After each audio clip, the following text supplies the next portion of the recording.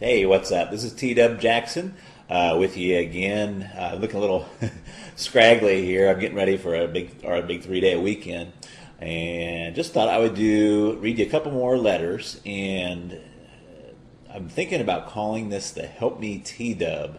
Kind of like the Dear Abby, or I thought about Dear T-Dub, but I thought let's be original. And most of the questions that I get through email or in the letters is usually the subject is something to do with Help Me T-Dub, something along those lines. So let's read a couple letters. Let's read some good ones first, because I don't want this to be about all bad news all the time. This one, he's got a very original first name, so I'm not going to read his first name. But it says, I wanted to write and say thank you for the audiobook. I bought it 24 hours ago. I've been listening to it all day, and it's changed my outlook on my whole situation. Honestly, at the time, I was desperate for something to make me feel better and was convinced this was a scam. I can tell you I have not even read the book because the audio material is fantastic. Each time I start to get down about things, I listen to one of the chapters, and I feel like I can move on with my life. That's a great letter. He's talking about the audiobook. It's an add-on. You get the textbook, and if you want the audiobook, you can get that as well. But that's what he's listening to. Let's do another one here right quick. This one's really short. It's from Tommy. His subject is Hell Yes. It says, TW, I got my wife and kids back. I do not know how to tell you thank you.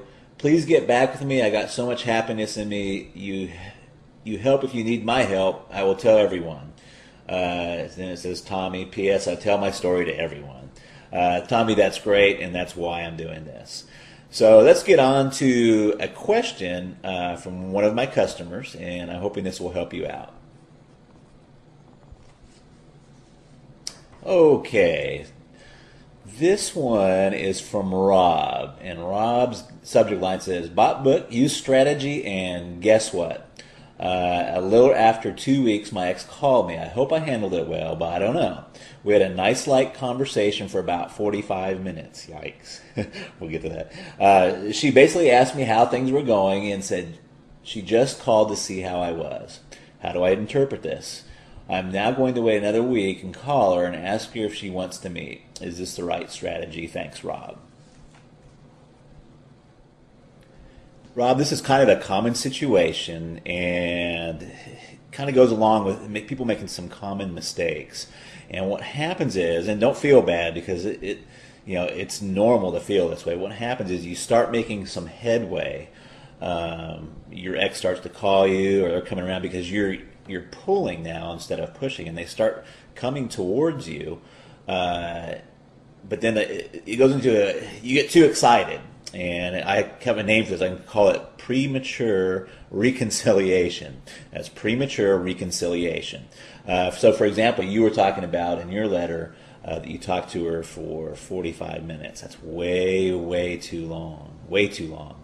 When you if they call and they catch you off guard and you don't catch the caller ID, you always want to be friendly. You can say, hey, it's great to hear from you. I'm like so busy, I don't have a whole lot of time to talk. Maybe at some point we can get back together and chat and stuff, but I don't have a whole lot of time to talk right now. And you really cut that conversation short. And the same thing, what happens a lot with a lot of folks is their ex will start to call and text message them again, and do a lot of texting. And let me tell you, see these two things right here? I don't know if I got this up here so you can see it or not. These two things right here. Your two thumbs, those are the two body parts that can really destroy your chances of getting your ex back. Okay? Don't text, especially in that period where we are trying to work and attract them back. Don't be using that text message. That will just destroy your chances. What you want to do and what your attitude wants to be, and again, it's not all about just what you say and the words. It's got to come from the inside and the attitude. But you want to be at a point where you're saying, hey, I'm taking some time for myself. I agree with the breakup, and let's just get some space. And I love hearing from you. It's great to hear from you, but let's take some time, and then we can talk. Okay? Does that make sense? Let me give you another example.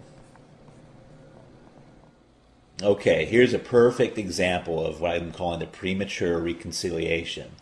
And I don't have the email in front of me, but I remember it very well, and it's an all too common situation. But this was from a customer, and she got too excited. She started to make some headway and make some progress, and her boyfriend called her one night all sad and depressed, and she wrote me, and the reason she was writing me, she's all, your system was really working for me. And he called me one night and he was depressed and he said he missed me.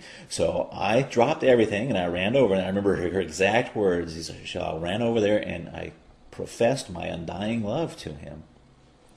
And I think, and she didn't come out and say this, but I think they slept together that night. Because when she was writing me, she said that he went cold the next day and basically said, last night was a mistake and we should stay broken up, so on and so forth. And that's why by him saying that last night was a mistake, I really think they slept together. So what should she have done? What should she have said? It would have went a lot better if she would just said, hey, it's so great to hear from you, and gosh, I'm sorry you're going through such a tough time. But at this point, I'm just not ready to see you or do anything like that. But hey, why don't you give me a call in a week or two, and maybe we can get together and go have some coffee or something.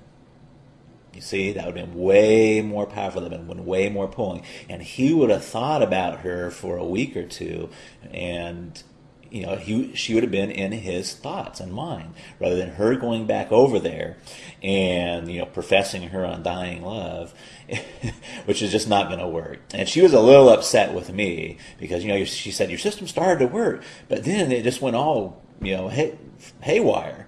Well, and I just told her, said, darling, where in the system does it say to run over there and profess your undying love? It really doesn't say that anywhere in the system. And she knew I was right, and we emailed back and forth. And I think that we did get her straightened around there. But you want to really be careful that you don't get too excited. In the system, there are very powerful techniques and methods for them to get them to call you and to start pursuing you. But you have to be careful of the premature reconciliation. So, don't talk to him for 45 minutes on the phone. Don't let these two body parts ruin your chances there. Be cool, be aloof, let them chase you a little bit. Always be a little bit hesitant. If they call you up, that 2 weeks that goes by, if he calls her up and says, hey, you said to call you up in a couple of weeks, let's go have coffee. Always be a little unsure. Maybe, that kind of sounds good. When would you like to do it? Don't just be rushing in there. Women are better at this than men are. But, don't get too excited. Don't fall victim to premature reconciliation. If you don't have a copy of Magic of Making Up, I would just like to very gently nudge you to click the link underneath there. And it really does work. It's not a scam. And I am very involved in trying to help folks get their exes back, and save families, and save relationships. Great talking to you, and stay tuned for the next edition of Help Me T-Dub. Thanks.